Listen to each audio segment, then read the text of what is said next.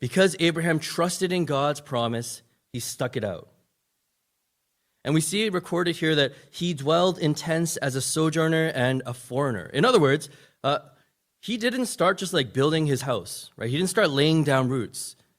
He started to actually just kind of wander in the land and live as a nomad. And we see that this actually continues for a long time. He chose not to identify as a citizen of the land that he was dwelling in, but instead he chose to wait for God's promises to be fulfilled. He viewed himself as an outsider. But if you guys have ever been in a situation where you have been an outsider or you've seen someone be an outsider, you know that usually invites trouble or conflict, right? We might wonder, why did Abraham choose to be a foreigner? Why did he choose to be an outsider? Isn't life harder that way? Isn't it more work? Isn't it scarier to be in a land of strangers? Yes, it is. But that's what it means to take God's promise seriously. Abraham understood that it meant that he couldn't hedge his bets. He couldn't say, you know what, I'm going to have a backup plan for God just in case he doesn't fall through. It meant that he had to take God seriously. He said, okay, God, if this is plan A, this is the only plan. He knew he couldn't be loyal to two masters, and so he chose instead to be ruled by the heavenly one. What does this mean for us today then? See, it's interesting because this idea of him being a foreigner or a sojourner actually doesn't appear in Abraham's story for quite a long time. We might expect this to be close to around Genesis 12, where the first verse takes place. But we actually see this verse expressed at the end of Abraham's story. This is from Genesis 23, 3-4. This is right after his wife Sarah passes. And so this is after Isaac's been born, after the sacrifice of Isaac, after all these things have taken place. And Abraham then approaches the land, people in the land that he's dwelling in. He says, Then Abraham rose from beside his dead wife and spoke to the Hittites. And he said, I am a foreigner and stranger among you. Sell me some property for a burial site here so I can bury my dead. And if you read that chapter, you get a really weird exchange because it's kind of like a back and forth of like a humble contest. It kind of feels like you're going to a Chinese restaurant with your parents and they're fighting with other parents to try to see who can pay the bill. They keep going back and forth and they're like, no, don't worry, we'll give it to you for free. And Abraham's like, no, I'll pay for it. And they go back and forth the whole chapter. But really what this emphasizes for us is this idea of Abraham saw himself as a foreigner, even to the end of this story. Why? He refused to be indebted to these people because he recognized that his association with them meant that he was associating with the world. It meant that he was trusting in them instead of God's promise. And so Abraham was willing to live a life that went through difficulty because he took God's promise seriously. Likewise, then, what we can learn is if we trust in God's promises, we'll stick it out. So if we were to apply this, then what does this mean for us today? Do we need to dwell in tents? Do we need to, not be kind of transient as well? Not really.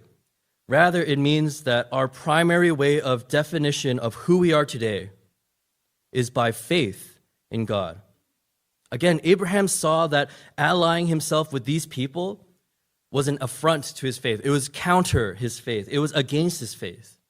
In that situation, he said, perhaps to himself, if I trust in God's promises, I will not do these things. So we may think for ourselves today, if I trust in the promises of God, I won't lie to get my way. If I trust in the promises of God, I won't cheat to get that mark that I think I need.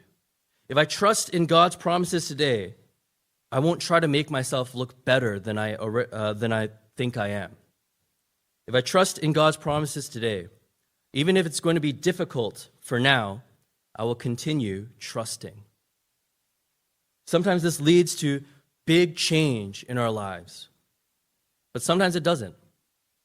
The result isn't what dictates what we do as people of faith. We trust that God's plan doesn't change, even when it seems like there are no changes in our lives. And to give an example of this, I actually read about this lady named Margaret Ridgway. And this was from an article in Christianity Today, and it was kind of documenting this lady who lived in BC, and she had this Sunday school class, and when there was all this fear in World War II about the Japanese and stuff, apparently in BC they rounded up a lot of the Japanese and kind of sent them to one place, one camp. And what we see in this lady is, as she was praying, doing her devotions, and kind of reflecting on this, and this is the excerpt from the article. On a warm spring day in 1942, Margaret Ridgway believed she heard God telling her to leave her home in Vancouver, Canada, and move to a Japanese internment camp. Despite not being Japanese, despite not needing to go there, despite having a comfortable home, she chose to leave it all and to live with these people who had lost everything. It continues, it says, Ridgway was on her knees in the kitchen praying before an open Bible when the prophet Haggai's words leaped off the page to her. They read, "Go up the mountain, build the house, and I will take pleasure in it, and I will be glorified. I am with you, fear ye not." God had spoken, she declared. And so she says, "I had no doubt now that he was calling me to leave my sealed house, the security of my home, my church, and my familiar surroundings, and follow my Japanese friends who were deprived of their homes and their livelihoods and were being sent to makeshift quarters in the narrow valleys of the Kootenay and Slocan rivers." She did not see her home as her home. She was willing to become a foreigner and sojourner, or rather, she realized the truth that she already was. And so she could go to these people and minister to them. And it's interesting because as the article continues, we actually get interviews of some of these people who were affected at this camp. And they say, "I only came to faith because of this woman." And one of these people is actually a retired pastor. And he was apparently part of the planting group of the Japanese Gospel Church just down the street from here. Isn't that amazing?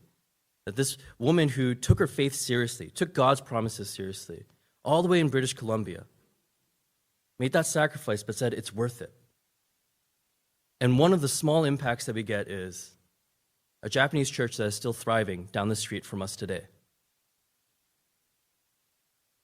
Because she took God's promises seriously, she stuck it out.